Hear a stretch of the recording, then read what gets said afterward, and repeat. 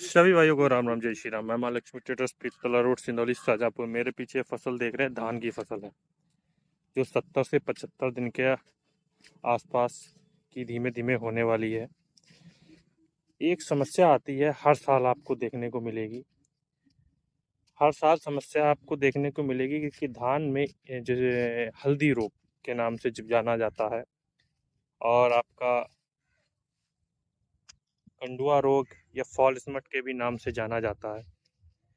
ये एक कवक है जो हमारे धान की फसल में PR13, PR126 जैसी वैरायटियों में देखा जाता है।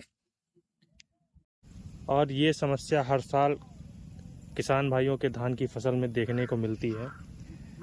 तो क्यों ना इस समस्या के आने से पहले ही इसका समाधान कर लिया जाए, क्योंकि जब समस्या आ जाती है उसके बाद ये ख़त्म नहीं होती है। कई सारी दवाइयाँ हम लोग इस्तेमाल करते हैं, लेकिन ये समस्या ख़त्म नहीं होती है।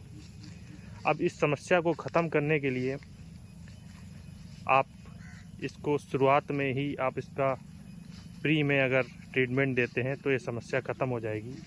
पोस्ट में आने के बाद तरह तरह के फंजीसाइड जो चलाए जाते हैं तो ये समस्या ख़त्म नहीं होती है।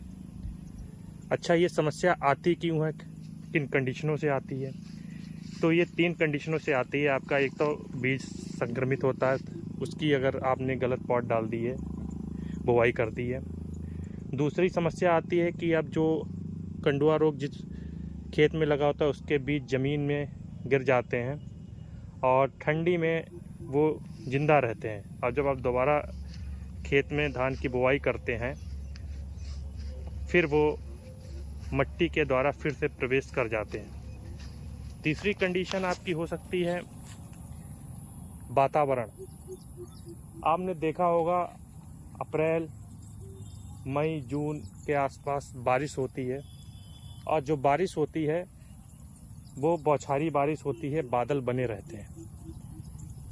तो इस कवक के जो स्पोर्स होते हैं, कण होते हैं, ये वातावरण में घूमते रहते हैं, और जैसे ही इनको उसके पौधे के अनुकूल एटमॉस्फेयर, ह्यूमिडिटी, जब नमी बनी रहती है, जैसे ही उनके अनुकूल वातावरण मिलता है वो तुरंत पौधों में प्रवेश कर जाते हैं, जिसके कारण कंडुआ जैसी बीमारियां, हल्दी रोग जिसको बोलते हैं, जैसी बीमारियां उत्पन्न होती हैं। इसकी अगर पहचान की बात करें तो पहचान में आप अपने खेत में जाइए और देखिएगा, जब खेत में बालियां निकल आती हैं पूरी तरीके से, तब उसमें